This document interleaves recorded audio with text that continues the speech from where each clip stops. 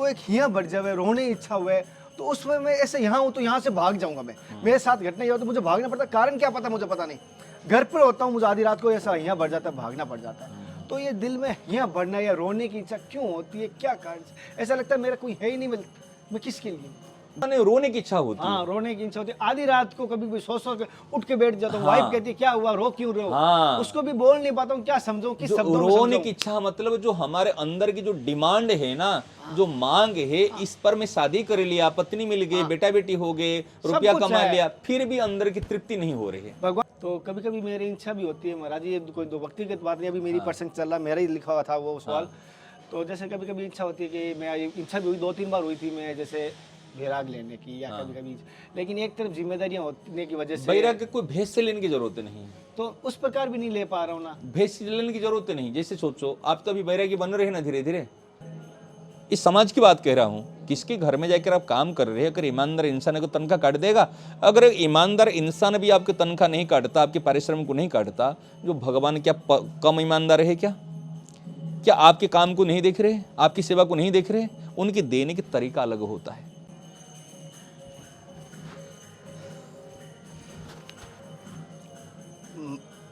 महाराज जी, ये हालांकि एक भाई ने किया, लेकिन वो रियल में सत्य तो बात यह है कि मेरे मन में भी वही सवाल था। कभी कभी मेरे ऐसा होता है कि हृदय ना रोने की इच्छा होती है, पता नहीं क्या, ऐसा लगता है कि मेरा कोई नहीं है। पहले तो ऐसा लगता है, और जो मैं कर रहा हूँ चिल्लाना होता है। एक हमारे मारवाड़ी में कभी हियो भरी जावे, मतलब तड़पने लग जाऊँ, तो हवा है फिर भी ऐसा लगता है सांस नहीं आ रही है, और पानी पास में ऐसा लगता है प्यास नहीं बंद हो रही, मतलब हृदय बनने लग, रोने लग जाता हूँ और रो नहीं पाता हूँ, और चिल्लाना चाहता हूँ चिल्ला नहीं पाता हूँ। ये परिस्थिति मेरे साथ हुई है जब एक बाल्यावस्था हुई थी। स्वामी राम सुधा जी 2090 या 99 में आए थे नोखा, उस समय मैं घर से भाग गया था, मेरे साथ हुई थी। और उसके बाद 2006 में मैंने जोधपुर भाग गया था, तब मेरे को याद है वो उस प्रकार। कभी कभी ऐसी होती है मेरे साथ भी।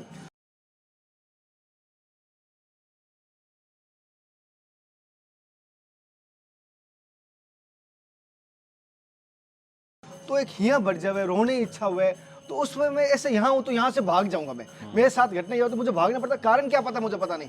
घर पर होता हूँ, मुझे आधी रात को ऐसा हिया बढ़ जाता है, भागना पड़ जाता है। तो ये दिल में हिया बढ़ना या रोने की इच्छा क्यों होती है, क्या कारण? ऐसा लगता है मेरा कोई है ही नहीं, मैं किसके लिए? संसार के लिए क्या ना, हम जो इस संसार में सोचते ना, सुख मिलेगा, शांति मिलेगी, यहाँ पर मेरा सम्मान होगा, मुझे मन लोग पूछेंगे, जब वो संसार से चीज नहीं मिलती तो एक उदासी छा जाती है। मतलब लगता है अरे भाई कोई नहीं, मेरी बात नहीं रहती, मेरे कोई यहाँ पर पूछने वाले नहीं, मेरे को कदर नहीं है।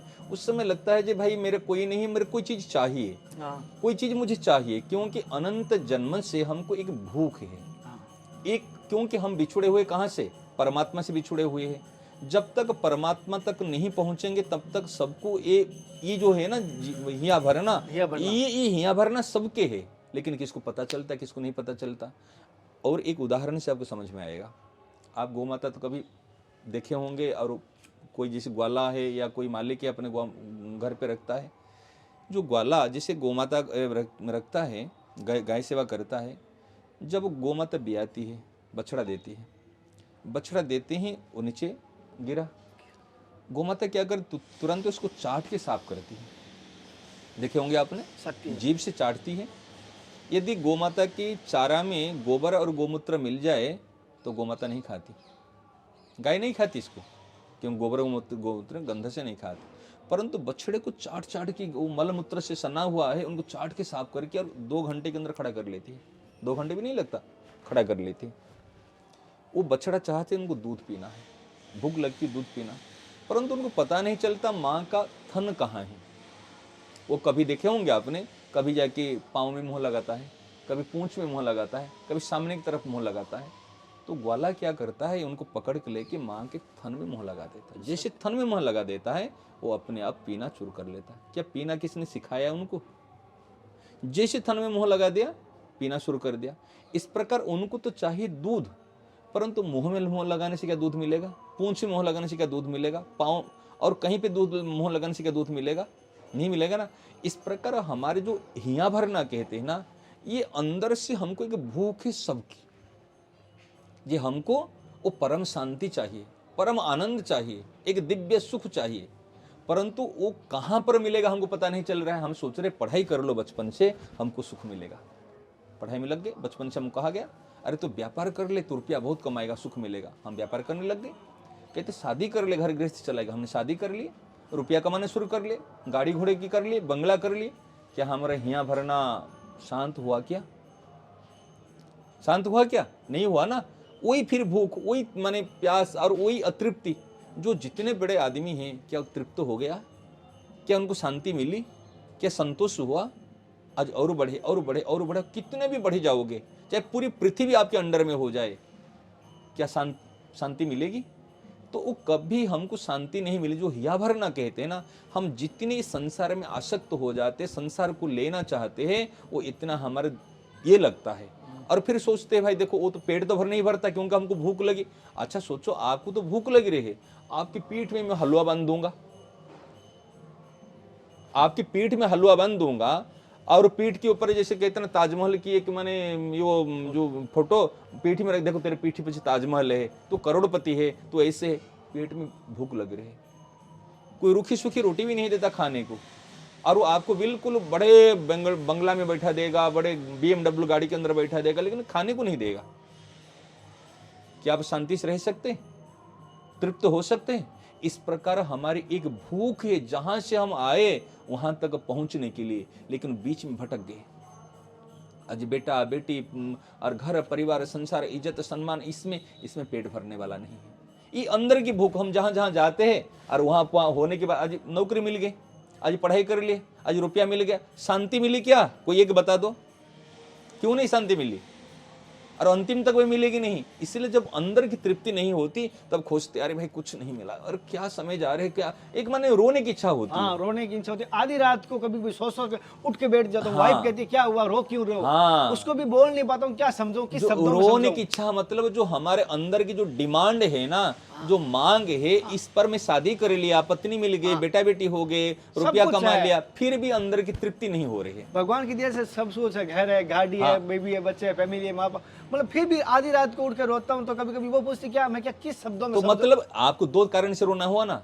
आप क्या यहाँ पर जो चीज मिली इसमें तृप्ति नहीं हो रही है, तृप्ति नहीं हो रही है, संतोष नहीं हो रहा है, एक कारण है।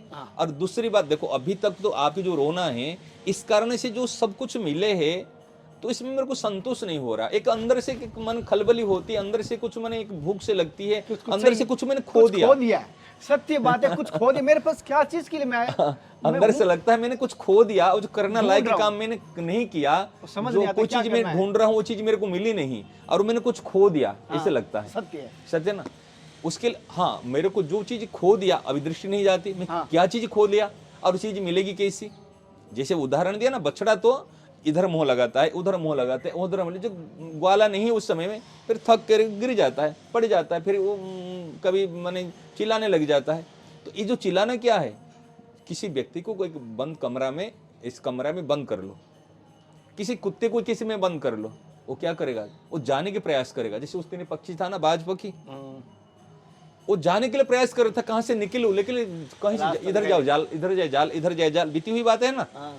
हमको पता है ये रास्ता है, लेकिन उनको तो पता नहीं चल रहा है रास्ता है ना। हम कह रहे तू इधर आ जा, इधर। संत कहते अरे भाई भगवान का चरण है गेट निकलने के लिए, तेरे को यहां पर निकलने का रास्ता मिलेगा, और हम वहीं से चक्कर काट रहे। एक अंधा व्यक्ति था, और एक गोल घर है ऐसे, समझ रहे हैं, कुटिया जैसे गोल होती है ना ऐसे, उसमें एक गेट है। अंधा हाथिया आदमी के पास में एक लाठी है। उन्होंने कहा कि भाई तो गेट तो एक है, तुम पकड़ पकड़ कर इसमें गेट तक आ जाना, गेट खुले हुए, खुली गेट है, अब उसमें निकल जाना। तो अंधा व्यक्ति ने क्या क्या कहा, चलो अच्छी बात है। उन्होंने एक हाथ में लाठी पकड़ा और एक हाथ में दीवार को पकड़ा, दीवार को पकड़ के ऐसे यूं करके यूं करके चल रहा है, यूं करके चल रहा है। जैसे गेट आने के पास हुआ, उस गेट आज के माथे में खुजली चली, तो खुजली चले तो उन्होंने हाथ हटा के दीवार से खुजली करने के 4 कदम चल दिया, और इतने से गेट छूट गए। फिर गोल चक्कर में फिर चक्कर लगाए ना, फिर गेट नहीं आ रहा, जब गेट ऐसे खुजली चल रहे। तो इस प्रकार हमारी जो तृष्णा है ना, यही खुजली समझ रहे हैं। और गेट निकल जाता है, और गेट निकलने बाद फिर उसी में चक्कर काटो, फिर 84 लाख योनि में घूमो, तो जो आपको रोना आ रहा है, जो अंदर से एक बेचैनी सी हो रही है, घबराहट हो रही है, हाँ, आपको बता रहा हूँ आपको, बिट्टी कह रहा हूँ, मेरी अपनी बात, ये दूसरों की नहीं है, मेरी मान जो लो। घबराहट हो रही है सारी चीज की, इसमें अंदर से हमको कुछ चाहिए। जैसे अंदर से हमको भूख लगती है, कोई अगर 100 किलो की 50 किलो सोना ला के हमको दे दे लेकिन रोटी नहीं दे, लगती है भूख, हमको रोटी नहीं दे, सोना ला के दे दे, डायमंड्स ला के दे दे, और आपको देखो आप भारत रत्न के भारत रत्न में भारत रत्न उपाधि आपको लेकर पेपर में ला के आपको लकेट में डाल दे और दे दे, लेकिन रोटी नहीं दे, क्या भारत रत्न को चाटोगे? अरे भारत रत्न पहले नहीं तो पहले तो रोटी तो दे दो, पहले पेट भूख माने चूहे कूद रहे, पेट माने जल रहा है, पहले दे दो। यही है, क्योंकि हमको कुछ चाहिए। जब तक हमको वहां से निकले, जब तक हम वहां तक नहीं पहुंचेंगे, ये अतृप्ति आत्मा कहते हैं ये कभी तृप्त नहीं होगा। तो अब मुझे क्या करना चाहिए, ये बात समझ नहीं। ये करना है आपको, सब काम करते हुए भी सोचना चाहिए मैं एक यात्री हूं, समझ रहे ना? जब तक मेरा घर नहीं पहुंचा हूं तब तक मेरा विश्राम नहीं है। जैसे मैं पूजा पाठ तो बहुत ज्यादा करता पूजा पाठ करना अलग चीज है, हूँ, और जो मेडिटेशन में भगवान का ध्यान करता है, मैं कहता पूजा पाठ में मेरा भी विचार है, आपकी जो साधन प्रणाली है ना, मैं अभी तक आपको इसमें ध्यान नहीं, ये थोड़ा सा मैं सोचा मुझे आपको अगर होगा तो बताऊंगा, लेकिन साधन की तरीका होती है। आप पूजा कर ले, पाठ कर ले, थोड़ा सा ये कर ले, वो कर ले, इसे तो इस दुनिया में प्राय करते हैं, इसमें थोड़ी मिल जाएगी। तो कभी कभी मेरी इच्छा भी होती है महाराज, ये कोई दो व्यक्तिगत बात नहीं, अभी मेरी प्रसंग चल रहा, मेरा ही लिखा हुआ था वो सवाल। तो जैसे कभी कभी इच्छा होती है कि मैं, इच्छा भी हुई 2-3 बार हुई थी मैं जैसे वैराग लेने की, या कभी कभी, लेकिन एक तरफ जिम्मेदारियां होने की वजह से वैराग्य कोई भेष से लेने की जरूरत नहीं, तो उस प्रकार भी नहीं ले पा रहा हूँ ना। भेष से लेने की जरूरत नहीं। जैसे सोचो आप तो अभी वैरागी बन रहे हैं ना धीरे धीरे, अब देखा जाए जब आपके मन में सेवा की भावना ऐसे आ रही है, प्रतिबदल में किसी कुछ नहीं लेने के भाव आ रहे, ये क्या वैरागी का क्या है और क्या परिभाषा है? कभी कभी घर वाले भी कहते हैं कि हमारी जिम्मेदारी क्यों छोड़ रहे हो, तो उस समय मुझे क्या निर्णय लेना तो चाहिए? जिम्मेदारी छोड़ना उचित नहीं है अभी। नहीं, उस प्रकार छूट रही है जैसे मैं उनको अभी जैसे सीमित बांध दिया, जैसे एक तरह से होता है कि जो मैं समझ लो 500 रुपए देता था, वहां मैंने कह दिया अब 250 से आप काम से लो। हाँ, तो वो कह रहे हैं हमें क्यों परेशान, आपकी वजह से हमें क्यों प्रेरणा, या हम क्यों कम चादर पे ओढ़े, या कब। हाँ, बात सही है उनको कहना भी, क्योंकि आज समाज में चलना हो भाई, उनको बच्चों को तो पढ़ाना है। हाँ, कह रहे, मैंने जैसे कहा भाई बड़ी स्कूल की जगह छोटी स्कूल की क्यों, मैंने कहा ट्यूशन की जगह घर पढ़ा के क्यों, वो आवश्यकता हमारी क्यों छीन रहे हो आप नहीं, वो उनके कहना ठीक है, उनके गलत नहीं है, क्योंकि अगर बच्चों को सही शिक्षा नहीं दोगे तो फिर बच्चों का लाइफ क्या होगा? आज के बच्चे शिक्षा, सही शिक्षा दोगे, ठीक से दोगे, तब तो फिर बड़े होकर कुछ करेंगे। आप तो फिर आप कहेंगे मैं करूं क्या? तो इसके लिए अगर आजीविका को चलाने के लिए, मैंने कोई लग्जरियस चीज को के लिए नहीं, अगर वो कहेंगे मेरे के लिए BMW गाड़ी लाओ, तो ये ठीक नहीं है। अगर बच्चे को पढ़ने के लिए कह रहे हैं, ठीक है ना, घर खर्चा के लिए कह रहे, इसका अरेंज करना चाहिए। जैसे मेरे 5 भाग है, मैं अपनी फैमिली के बारे में आपको बोले, कोई पब्लिक देखो कोई बात ही शेयर करूँगा, हो सकता है मेरी जैसे किसी और की जीवन हो तो मेरे जीवन से कुछ सीखेंगे। जैसे एक मेरा हिस्सा होता है मेरे माता पिता का, तो मुझे उनको जैसे साथ, मैं उनके साथ में रहता हूँ, और कभी कभी 15 दिन मैं ससुराल में इसलिए रहता हूँ कि मेरे ससुर नहीं है, साला नहीं है, साली नहीं, एक सासू माँ है, वो विधवा है, वो बूढ़ी है, तो उनकी घर पे भी मैं सेवा, तो वो मेरे घर पे आती नहीं है, तो मुझे वहाँ पे भी जाना पड़ता है, वहाँ के भी कार्य संभालना, तो मैं एक होते हुए भी दोनों माता पिताओं का संभालता हूँ, तो मेरी जिम्मेदारी होगी 2 घरों की, तो वहाँ के भी कार्य करना और यहाँ के भी करना।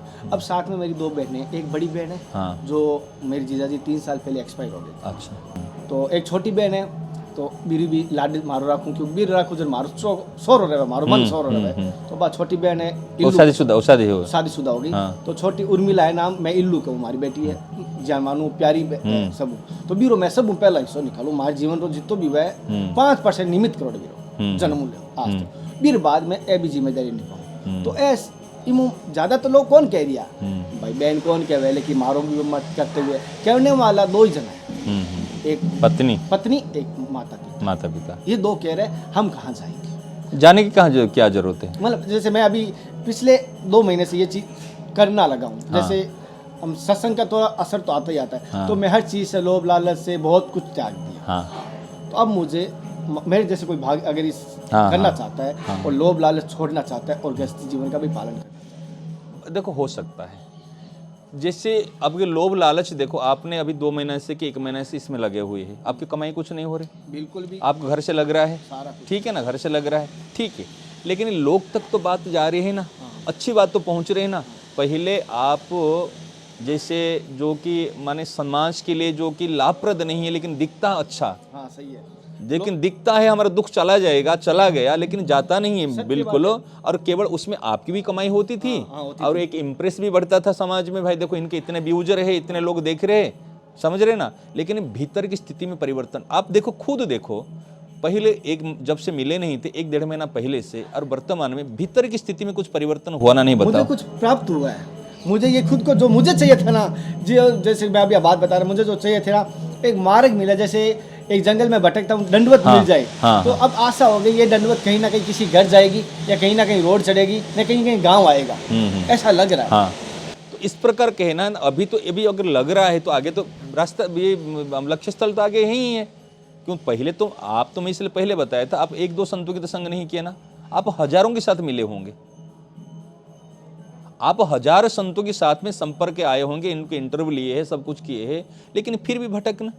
मैं किसी को बुरा अच्छा नहीं कह रहा हूं भाई, कोई हम कैसे है हमको देखने से हमको पता चल जाता है। आपके मन में शांति है क्या? अशांति है सब कुछ। अभी क्या है, अभी धन भले कम हो जाए, ठीक है ना, लेकिन मन में शांति है ना? नहीं बताओ। मन में शांति है, मन में शांति है ना? नहीं, मन में एक संतोष है, आनंद है, भाई मैंने किसका लिया ही नहीं, मैंने परिश्रम किया, मैंने समाज को दिया, लेकिन समाज से भले मुझे समाज से नहीं चाहिए, देने वाला परमात्मा दे देगा। यदि एक इंसान के आप काम करोगे, कोई काम करोगे, उनके पैसा नहीं मांगोगे, अगर ईमानदार इंसान हो तो क्या आपका वो तनख्वाह काट देगा? इस समाज की बात कह रहा हूं, किसके घर में जाकर आप काम कर रहे हैं, अगर ईमानदार इंसान है तो तनख्वाह काट देगा? अगर ईमानदार इंसान भी आपके तनख्वाह नहीं काटता, आपके पारिश्रमिक को नहीं काटता, जो भगवान क्या कम ईमानदार है क्या? क्या आपके काम को नहीं देख रहे, आपकी सेवा को नहीं देख रहे? उनके देने का तरीका अलग होता है।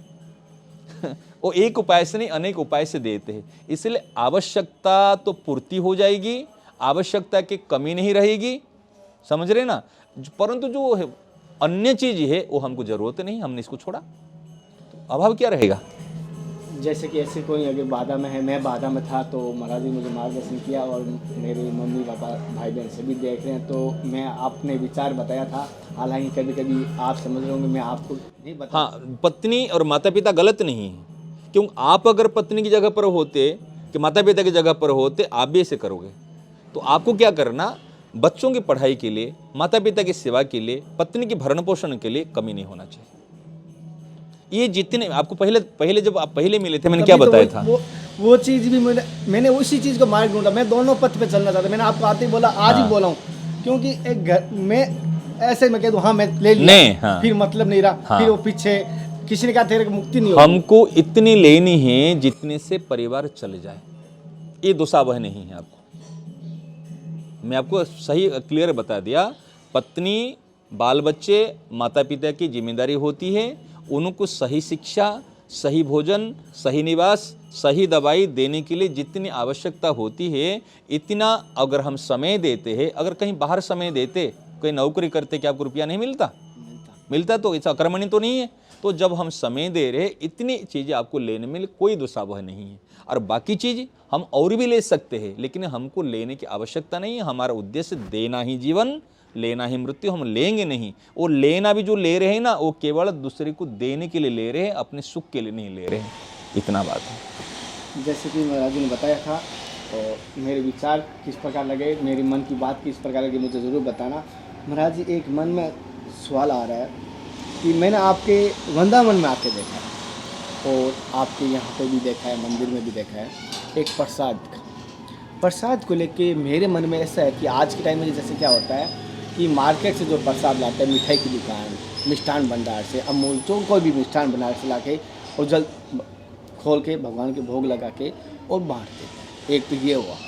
एक मैंने आपके यहाँ पे देखा है कि प्रसाद खुद हाथ से बनाते हैं, सारा का सारा, फल को छोड़ के, फल मार्केट से हो गया और बाकी सारा हाथ से, चाहे मिठाई हुई चाहे कुछ भी हुआ, अपने हाथ से बनाया। और एक मार्केट से 100 रुपये 500 रुपये ला के सीधा भगवान के भोग लगा के खाया। तो क्या वो गलत है?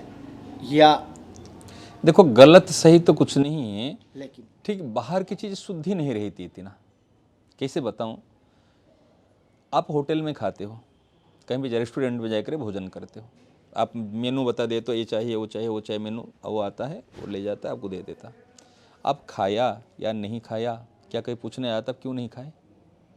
घर पे जब बैठ कर भोजन करते हो, माँ जब खिलाती है कैसे खिलाती है? याद कर लो बेटा, और एक खा ले। अरे नहीं नहीं नहीं, अरे ठंडी रोटी छोड़ दे, अरे और तुम तो गर्म खा ले, अरे बाहर डाल दे, देखो तो पेट तब चिपका हुआ है, अभी तो पेट भर नहीं, ले ले और खा ले। जबरदस्ती खिलाती है। भोजन कौन सा बढ़िया है? खाने वाले की अपेक्षा खिलाने वाले के मन में जब भाव हो। अच्छा बताओ, जो रेस्टोरेंट में खाते हो, जो बनाने वाले, क्या उनके मन में आपको खिलाने के भाव रहता है? वो खाएंगे तो तृप्त होकर जाएंगे, बढ़िया से जाएंगे। उनके मन में रहता है रुपया कैसे मिलेगा, पैसा। और कोई चीज़ होती घर में तो माता और पत्नी देखती कहीं तो अशुद्ध तो नहीं है, कोई खराब चीज़ तो नहीं। वो चीज़ खराब हो बढ़िया हो कैसे भी हो उसे डाल देते। आप देखोगे तो मिठाई यहाँ पे नहीं खाओगे। कैसे नहीं खाओगे? नाम का ही फेमस है, बस मैंने देखा है। जब मिठाई की बनावट देखो, जैसे बन रहा है देखोगे ना, आप कभी उसमें कभी खाओगे नहीं। एक बार हमारी दृष्टि में पड़ी तो मैंने इतने मैंने ये हो गई, नफरत हो गई। जितना मिठाई सब बचती है ना, मैं कोई मैंने नहीं कह रहा हूँ, लोग फिर अश्रद्धा हो जाएगी।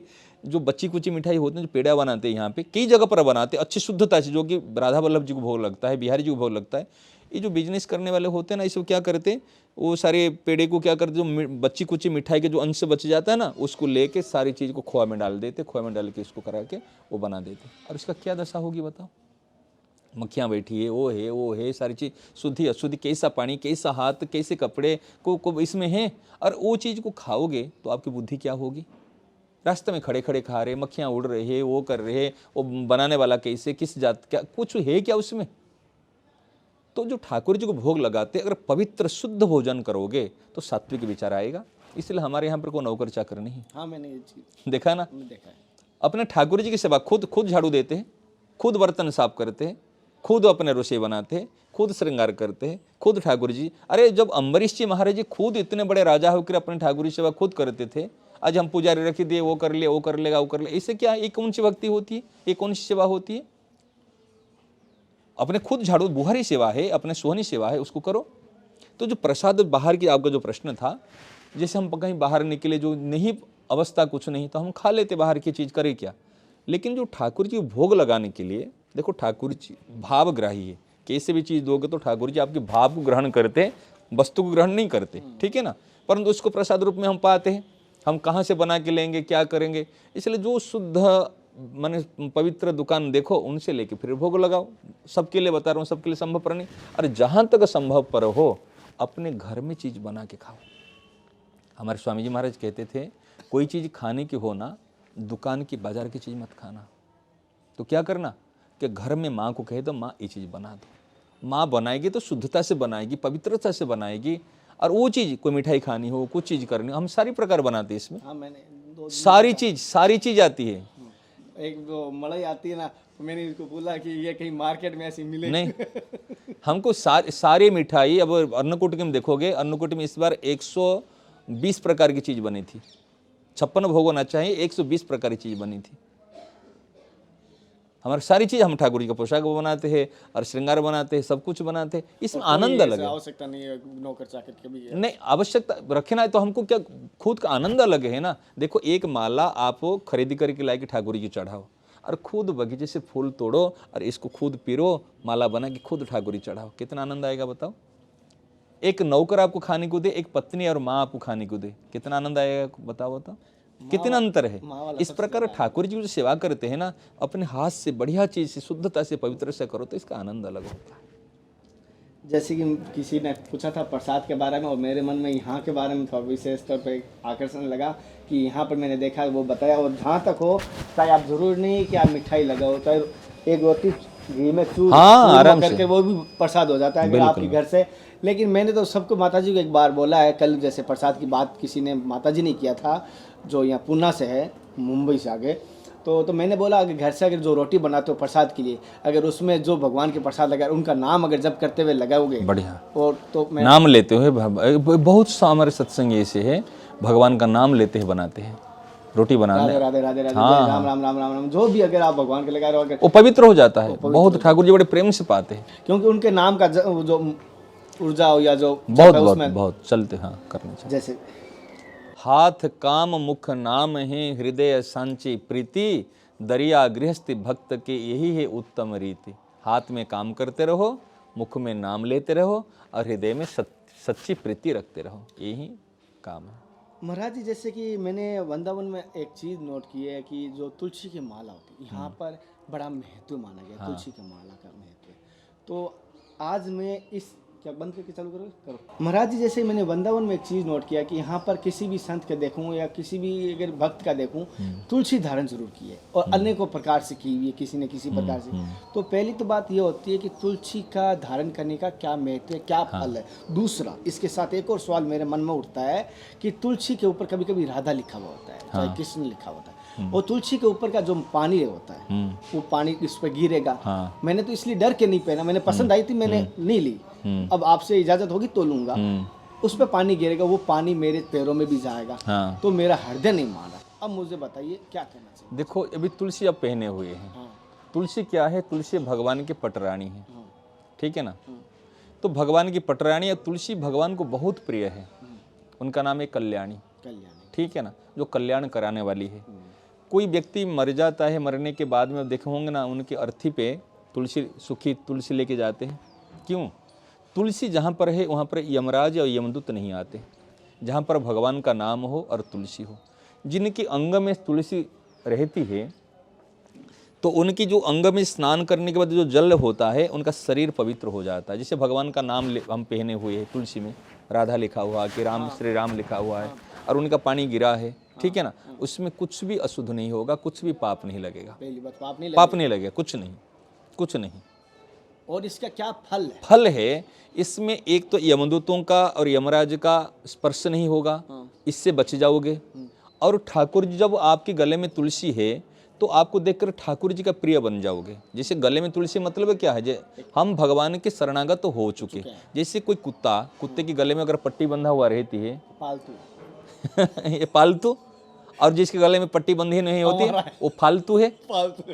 एक पालतू कुत्ता, एक फालतू कुत्ता। और फालतू कुत्ता को कोई ना कोई पत्थर में मार लेगा, कोई भी डंडा लगा देगा और ऐसे वो चिल्लाता रहेगा। लेकिन पालतू कुत्ता के जिनके गले में पट्टी बंधा हुआ है, कोई डंडा ये मार सकता है क्या? मालिक खड़े हो जाएगा। ऐसे गले में तुलसी माला मतलब हमारे गले के अंदर, मुंह में हम पट्टी बांध लिए, मतलब हम किसके हो गए हैं? भगवान के हो गए। जब हो गए तो हमारी रक्षा वो करेंगे, कोई भी उनको आँच आने नहीं देंगे। ये तुलसी बांधने का मतलब होता है।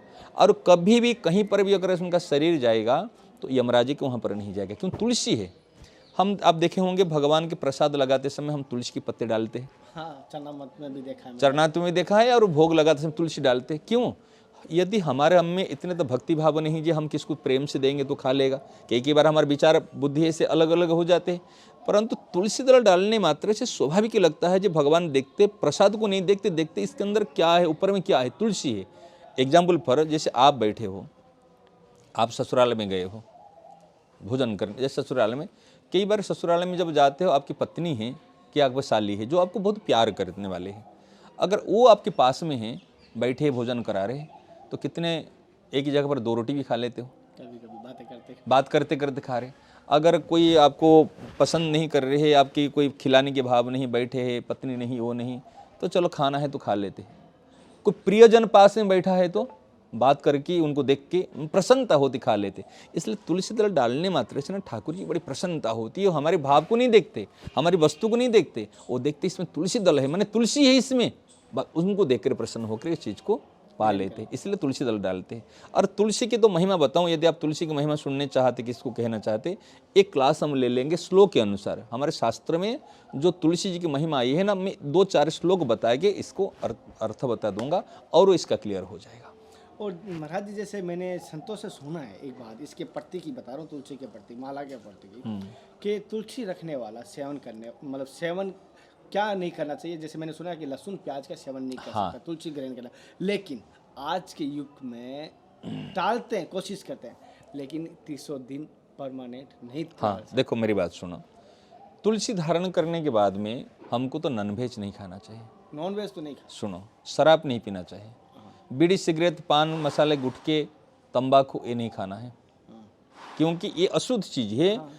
और देखो आपको शॉर्टकट में बताऊं, जो चीज हम अपने प्यारे प्रभु को समर्पण नहीं करते, वो चीज को हम मुंह में नहीं डालेंगे। एक बात में सारी बात आ जाएगी। एक नियम ले लो जीवन में, आप क्या छोड़ोगे क्या पकड़ोगे ये बात नहीं कह रहा हूं। जो चीज आप अपने प्रभु को समर्पण नहीं करते, आपके आराध्य इष्टों को नहीं देते, वो चीज को आप मुंह में नहीं लेना। क्या राम जी को शराब पिलाते हो, नॉन वेज खिलाते हो, कहे थोड़ा टेंशन में आ गए हो प्यारे प्रभु, थोड़ा से दो बस, थोड़ा सा सिगरेट या कुछ कर लो, थोड़ा सा तंबाकू ये कर लो। जो चीज मेरे प्यारे प्रभु को समर्पण नहीं करूंगा वो चीज मैं मुंह में नहीं डालूंगा। कुछ भी पाऊंगा उनको दे के ही पाऊंगा, चाहे वो के पास में हो नहीं हो, भाई प्यारे प्रभु ये आपके लिए है, पाओ, वो प्रसाद हो जाएगा आपका। तो प्याज लहसुन अभी छोड़ने के लिए आपको जो लगता है कि प्याज लहसुन में कैसे छोड़ो, ऐसे ये परिस्थिति है, वहाँ बाहर खाना पड़ता, वो करना पड़ता है। क्या आप मारवाड़ी हो, आप पर वेस्ट बंगाल चले जाओगे जहाँ पर नॉनवेज चलता है बहुत जगह में, अगर क्या आप अपने धर्म को छोड़ दोगे?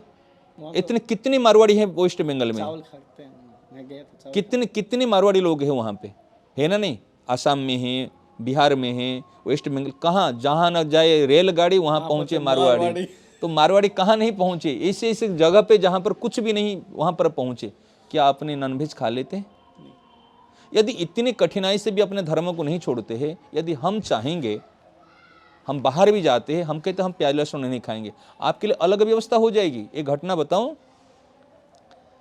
अंग्रेजों के शासन के समय में बंगाल के एक थे मुखर्जी साहब नाम के, मुखर्जी ना बानर्जी साहब, बानर्जी नाम के। तो उनका नियम था अपने खुद ग्रोसरी खुद बना के खाते थे जज साहब, बहुत बड़े जज थे वेस्ट बंगाल के उस समय में, और जो थे कमीशन थे, अंग्रेज कमीशन के समय में बड़े जज थे। उनको कहीं ट्रेन में यात्रा करनी थी उस समय में, ट्रेन में, और ट्रेन में तो नए नए उस समय में अंग्रेजों ने ये किए थे, ट्रेन में यात्रा करनी थी उस समय। इनका नियम था मैं कहीं पर भी चलती गाड़ी में नहीं खाऊंगा और अपने हाथ से बनाऊंगा तब पाऊंगा। इनको एक दिन भूखा रहना पड़ा। सारे कमीशन साहब सब उन्होंने भोजन किए कि आप क्या, मैं भोजन नहीं करूंगा, मेरा नियम है, इससे मेरा नियम को नहीं छोड़ूंगा। इलाहाबाद में गाड़ी रुकी, वहीं पर उन्होंने एक घड़ा ऐसे मटके लाए, उसमें लकड़ी जला के उन्होंने भोजन बनाया, और भोजन पाने के बाद में उनकी गाड़ी को परमिशन मिल लीजिए, उनको छोड़ना है। अपने धर्म को पालन करने के लिए कोई दिक्कत नहीं होगा। अगर आप नियम ले लीजिए, आप देखिए, आपके लिए भी आप बात ले रहे हैं, आप नियम ले लीजिए मैं प्याज लहसुन नहीं खाऊंगा। कहीं बाहर जाना पड़े, कुछ हुए, कहीं बाहर जाते हो, उस समय में कहीं पे होटल में कहीं पे खाना हो तो कहीं प्याज लहसुन में नहीं खाऊंगा। आपको एक दिन भूखा रहना भी पड़ सकता है, फल फूल में भी काम लेना पड़ सकता है। जैसे लोगों को पता चलेगा भाई ये प्याज लहसुन नहीं खाता, इस कारण से भूखा है, भगवान ऐसे प्रबंध करेंगे जो आप अभी कहते हैं ना, जिस प्रकार अभी आपकी व्यवस्था नहीं हो पा रही, इनसे बढ़िया व्यवस्था होगी और बढ़िया भोजन आपको मिलेगा। आप वादा कर लो, आप करके देखो। जैसे कि महाराज जी ने बताया, क्योंकि आप अपने धर्म को पालन कर रहे हैं ना, नियम को पालन कर रहे हैं ना। मैं प्याज लहसुन नहीं खाऊंगा, भले एक बार मेरे को रूखी रोटी तो मिल जाएगी ना, रोटी मिल जाएगी, और कोई उसके साथ में और कोई चटनी आदि ले लो, कुछ भी ले लो। यदि प्याज लहसुन का चीज को मना कर लोगे तो आप बढ़िया तरह से हो जाएगा, निर्वाह हो जाएगा। हमारे एक साथ ये थे गीता प्रेस के, वो विदेश गए थे। विदेश में तो कहाँ पर मिलता है, उन्होंने 56 दिन तक यहाँ से रोटी बना के ले गए थे और आराम से वो करके वहाँ से खा के आए, कोई चीज़ को स्पर्श नहीं किया। तो अपने धैर्य की परीक्षा होती है, अपने निष्ठा की परीक्षा होती है। जैसे कि महाराज जी ने माला के बारे में मैंने पूछा था वो बताया, और साथ साथ पूरी, हालांकि माला के लिए एक विशेष तौर पे श्लोकों के साथ गुरुजी के एक सत्संग वापस एक और बार जल्दी लेकर आने की कोशिश करूँगा। लेकिन माला के अगर कोई सवाल हो, माला के संबंधित है, तुलसी माला के संबंधित है, कोशिश करना, किसी भी माला मना नहीं करूँगा आपको। तो आपका अपना सवाल मुझे लेने की इच्छा होती है और लेता भी हूँ, मुझे बहुत खुशी होती है कि अगर आप एक सवाल भेजते हो तो। और अभी मैं बता देता हूँ, अगर सोशल मीडिया अगर आप चलाते हो तो इंस्टाग्राम पे कन्हैया शर्मा के नाम से हैं, और वहाँ पे भी आप फॉलो कर सकते हो, अपनी मन की बात कह सकते हो। जो व्यक्तिगत मुझसे बात करनी है वो कन्हैया शर्मा पर कर सकते हो। बाकी आपको धर्म दर्शन के माध्यम से आपको सत्संग कंटिन्यू मिल रही है।